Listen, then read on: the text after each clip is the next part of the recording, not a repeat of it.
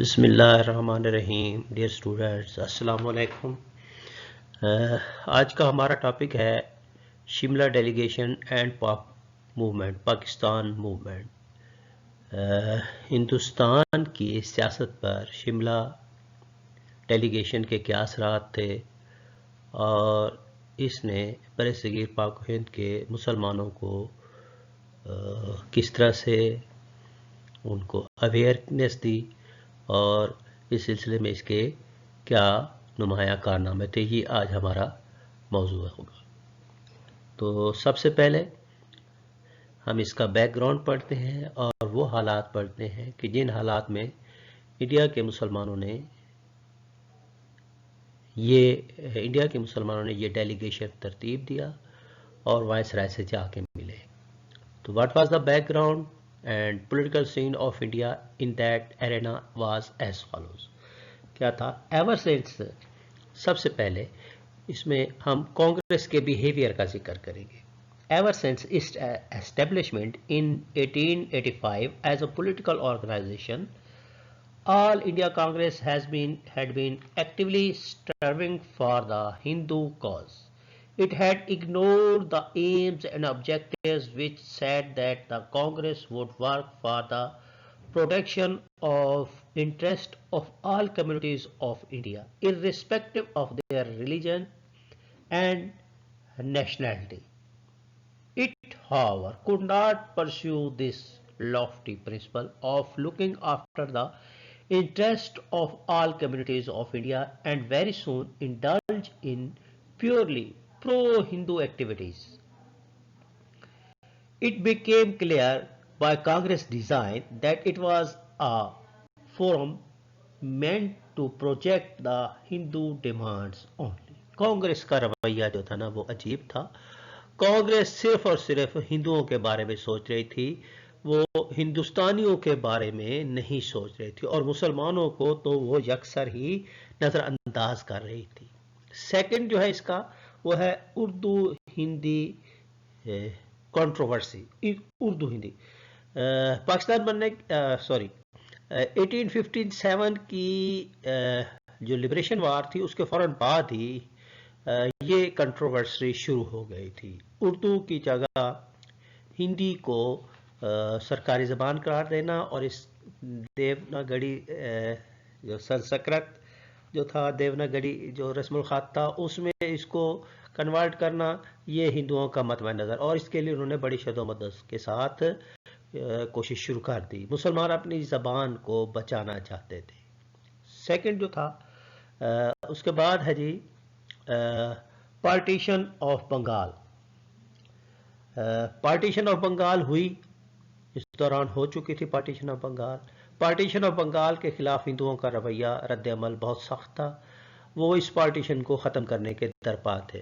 وہ چاہتے تھے کہ یہ پارٹیشن ختم ہو جائے کیونکہ ان کے مفادات کو اس سے نقصان پہنچ رہا تھا. مسلمانوں کو اس میں فائدہ حاصل ہوا، چنانچہ وہ اس کو ختم کروانا چاہتے تھے. پھر ہندو نیشنلزم جو ہے نا وہ رائز اپ ہوا اور انہوں نے اس کے بارے میں کہ سارے ہندوستان میں رہنے والے وہ ہندوستانی ہیں. اس طرح سے یہ تصور دینے سے، جیسا کہ ہم پہلے بھی پڑھ چکے ہیں کہ یہ تصور بہت ہی خطرناک تھا اور اس سے مسلمانوں کی پہچان، انڈیا میں مسلمانوں کی پہچان ختم ہونے کا خدشہ تھا. پھر اگریسو موومنٹس بائی ہندوز. ہندوؤں کے جو مختلف رہنما تھے، جو مختلف لیڈر تھے، انہوں نے ہندوستان میں بہت ہی اگریسو قسم کی موومنٹس جو ہیں شروع کر دی. یہ موومنٹس کیا تھیں؟ یہ مختلف جو ہندو لیڈر تھے انہوں نے شروع کی. ان میں بہت سے نام آتے ہیں. سوامی دیانند، بی جے تلک،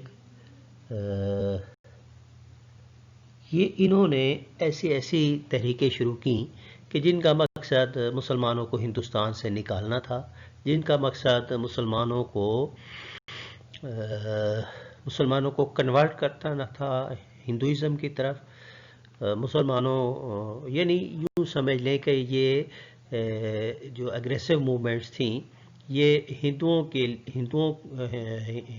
ان کے ذریعے یہ چاہتے تھے کہ ہندوستان سے مسلمانوں کا خاتمہ ہو جائے. تو یہ عوامل تھے, یہ بیک گراؤنڈ تھا جو کہ باعث بنا شملہ وفد کو ترتیب دینے کا. تو واٹ واز شملہ ڈیپوٹیشن؟ سب سے پہلے ہم اس کا تعارف کرواتے ہیں شملہ ڈیپوٹیشن کا.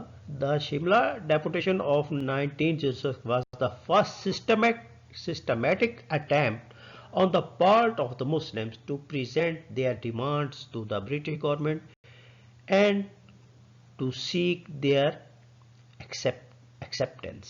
یعنی یہ شملہ ڈیپوٹیشن جو تھا یہ کیا تھا؟ 1906 میں ایک وفد ترتیب دیا گیا ہندوستان سے تقریباً ہندوستان کے ہر کونے سے مسلمانوں کے جو نمایاں لیڈر تھے اس دور کے شخصیات تھیں ان کو مدعو کیا گیا, ایک وفد ترتیب دیا گیا کہ وائسرائے سے جا کے ملیں گے اور ان سے جو اپنے مطالبات ہیں وہ ہم ترتیب کے ساتھ پیش کریں گے.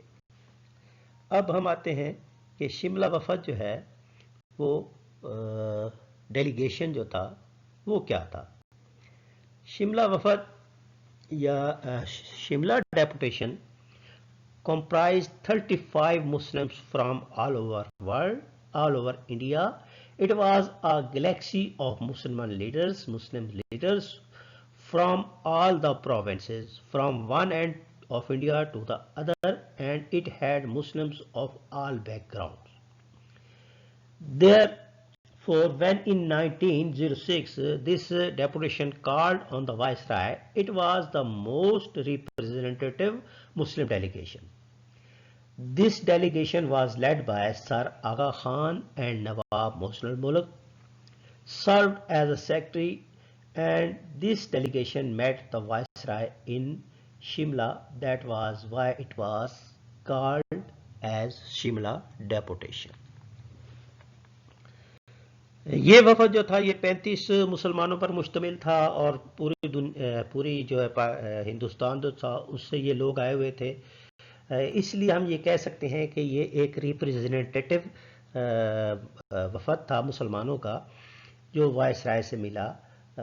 سر آغا خان اور نواب محسن الملک جو تھے انہوں نے اس کے وہ نمایاں لیڈر تھے. سر آغا خان اور Nawab Mohsin ul Mulk serve as secretary and delegation meet, اور ڈیلیگیشن جو ہے نا وہ شملہ کے مقام پر وائسرائے ہند سے ملا. اس لیے کیا کہا جاتا ہے, اسے شملہ ڈیپوٹیشن کہا جاتا ہے. تو میمورینڈم کیا تھا؟ What was the memorandum of this delegation? The delegation emphasized that democratic principles should be introduced, keeping in view the peculiar condition and circumstances of India, the diversity, the fact that there are different kinds of people living in India, and the fact that the Muslims consider themselves to be a separate entity. All these things had to be taken into account because the India was not a homogeneous, amalgamated or monolithic political identity.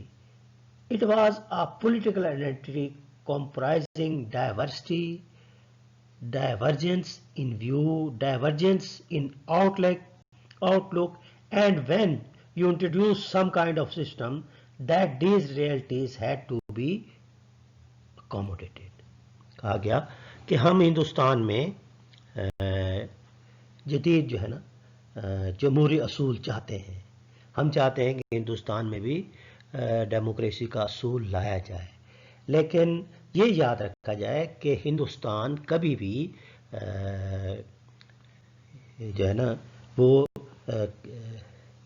یکجہت نہیں رہا. یہاں کے رہنے والے لوگ جو ہیں ان کے تصورات, ان کے خیالات ایک دوسرے سے مختلف ہیں. وہ مختلف ریسز سے تعلق رکھتے ہیں. ان کی جو شناخت ہے وہ مختلف ہے، ان کا مذہب مختلف ہے، ان کی جو پولیٹیکل آئیڈینٹی ہے اس میں کوئی ہوموجینسی نہیں پائی جاتی. یہ نہیں ہے کہ وہ یکسانیت ہے ان کے اندر، بلکہ ان کے اندر ڈفرینسیشنز موجود ہیں. تو کہا گیا کہ کوئی بھی اگر ایسی اصلاحات ہندوستان میں لائی جاتی ہیں تو اس میں اس بات کا خیال رکھا جائے کہ یہ جو مختلف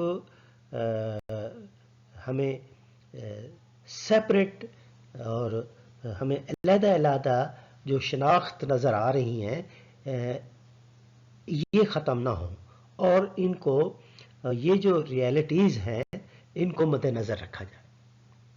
اچھا، اب شملہ ڈیپوٹیشن کی demands of Shimla deputation.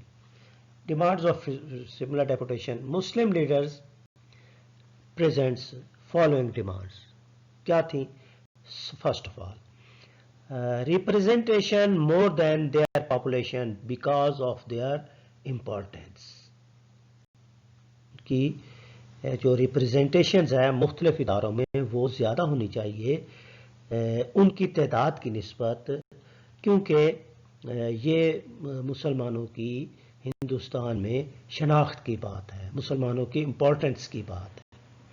Separate electorate, دوسرا جو تھا وہ تھا مطالبہ سیپریٹ الیکٹوریٹ، کہ ہمارے لیے انتخابات جو ہیں وہ جداگانہ ہونے چاہیے، مسلمانوں کے لیے علیحدہ سے نشست مختص ہونی چاہیے، کیونکہ اگر جمہوریت کے اصول کے تحت الیکشن ہوتے ہیں تو پھر صاف ظاہر ہے جی مسلمانوں کو ہندوستان میں نشستیں زیادہ نہیں ملنے والی، بہت کم تعداد میں ملے گی. اس لیے مسلمانوں کو ان کے آبادی کے تناسب سے کے اعتبار سے انہیں جداگانہ انتخاب کا حق دیا جائے. تیسرا، reservation of Muslim seats in government jobs, کیونکہ مسلمان انگلش تعلیم کی طرف بعد میں آئے ہیں، ان کا جو ایجوکیشن کا معیار ہے وہ ہندوؤں کے مقابلے میں فی الحال کم ہے. اس لیے اوپن مقابلہ مسلمانوں سے نہیں ہو سکے گا. اوپن مقابلے میں ہندو زیادہ تعداد میں پڑھے لکھے ہیں، وہ زیادہ پڑھے لکھے ہیں، گورنمنٹ جابز پہ وہ قابض ہو جائیں گے. اس لیے مسلمانوں کے لیے سیٹس جو ہیں گورنمنٹ جابز کی وہ مخصوص کی جائیں. اسپیشل شیئر ان میونسپل اور district boards, universities, senates and syndicates. مختلف جو میونسپلٹیز ہیں اور ڈسٹرکٹ بورڈز ہیں ان میں مسلمانوں کے لیے علیحدہ نشست ہونی چاہیے. یونیورسٹی، سینٹس اور سینڈیکیٹس میں بھی مسلمانوں کے لیے علیحدہ سے نشستیں قائم رکھی جائیں. مسلم ریپرزنٹیشن ان وائسرائے ایگزیکٹو کونسل. وائسرائے کی جو ایگزیکٹو کونسل ہے اس میں مسلمانوں کے لیے علیحدہ سے جو ہے نشستیں رکھی جائیں. ان کی ریپرزنٹیشن، ان کی نمائندگی جو ہے وہ ہونی چاہیے، اقلیت کی بنیاد پر انہیں نظر انداز نہیں کیا جانا چاہیے. اور آخری مطالبہ جو تھا مسلم یونیورسٹی ایٹ علی گڑھ، علی گڑھ کالج جو ہے اس کو مسلم یونیورسٹی کا درجہ دیا جائے. مسلمانوں کی طرف سے یہ مطالبات وائسرائے کو پیش کیے گئے. وائسرائے نے یہ مطالبات سنے. مطالبات پیش کرنے کا انداز بہت ہی مہذب تھا، اور جو پیش کرنے والی شخصیات تھیں وہ بھی ہندوستان کی نامور مسلم شخصیات تھیں. چنانچہ وائسرائے جو ہے اس سے متاثر ہوا اور اس نے مسلمانوں سے جو ہے نا اس سے متاثر ہوا اور اس نے کیا ریئیکشن کیا؟ Viceroy reaction. The Viceroy was sympathetic towards the demands. It encourages the Muslim to launch struggle for their rights parallel to the Indian National Congress, but it requires as an organized platform. Hindustan کے viceroy نے کہا کہ مجھے مسلمانوں کے ان مطالبات سے ہمدردی ہے، مسلمانوں کو یہ مطالبات جو ہے نا وہ قابل تسلیم ہیں، لیکن اس کے لیے مسلمانوں کو چاہیے کہ وہ باقاعدہ اپنا کوئی سیاسی پلیٹ فارم بنائیں جس طرح سے اس کے کانگریس ہے. اب ہم آتے ہیں اس کے کنکلوژن کی طرف کہ واٹ واز دا کنکلوژن. اس کا جو ہے کیا نتیجہ نکلا. It was a great achievement of the Shimla deputation to have convinced the Viceroy about the genuineness of the Muslim demands. Genuineness کہ جو genuineness تھی مسلم ڈیمانڈس کی اس پر قائل کرنے میں یہ کامیاب ہو گئے. The Muslims were now convinced that organized efforts were essential to press for the acceptance of the demands. The most important demand of a separate electorate was accepted by the government and include it in the Minto-Male reforms of 1909. At this time, the Muslims had left the Congress and had not political platform to project their demands. They badly need a forum for the projection and safeguard of their interest to counter the false propaganda of the Congress. This led to the formation of All India Muslim League. یعنی مسلمانوں اس تمام جو Shimla deputation ہے اس کا result ہم کیا نکالتے ہیں, اس کا کنکلوژن ہم کیا کرتے ہیں کہ ایک تو مسلمانوں کے اندر یہ اعتماد پیدا ہوا کہ وہ انگریزوں کے ساتھ بات چیت کر سکتے ہیں, اور وہ اس بات پر بہت خوش تھے کہ انہوں نے اپنے مطالبات بڑے مہذب اور اچھے طریقے کے ساتھ پیش کیے ہیں, اور ان کے مطالبات پر ہمدردانہ غور کا وعدہ کیا گیا ہے. 1909 کی جو منٹو مارلے اصلاحات تھیں اس میں مسلمانوں کا جو مطالبہ تھا جداگانہ انتخابات کا وہ اس میں شامل کر لیا گیا. 1909 تک مسلمان جو تھے وہ بہت سے مسلمان جو تھے وہ کانگریس کو چھوڑ چکے تھے. چنانچہ مسلمانوں کو اب شدید ضرورت تھی, انہیں ضرورت محسوس ہوئی کہ انہیں کوئی علیحدہ سے سیاسی پلیٹ فارم قائم کرنا چاہیے. چنانچہ ہم کہہ سکتے ہیں کہ شملہ ڈیپوٹیشن جو ہے, شملہ ڈیلیگیشن جو ہے وہ اس نے مسلمانوں کو اس بات پر آمادہ کر لیا, مسلمانوں کو اس بات کے بارے میں مسلمانوں کو واضح کر دیا کہ ان کی اپنی ایک علیحدہ سیاسی جماعت ہونی چاہیے. چنانچہ شملہ ڈیلیگیشن کی کامیابی جو ہے وہ ہم کہہ سکتے ہیں کہ وہ مسلمانان ہند کے لیے, ہندوستان کے مسلمانوں کے لیے وہ ایک سیاسی جماعت قائم کرنے کا باعث بنی. تو پیارے دوست اپنا اسٹوڈنٹس, یہ ہمارا آج کا ٹاپک تھا, شملہ ڈیلیگیشن اینڈ پاک موومنٹ. انشاءاللہ اگلے ٹاپک میں پھر آپ سے ملاقات ہوگی. اللہ حافظ.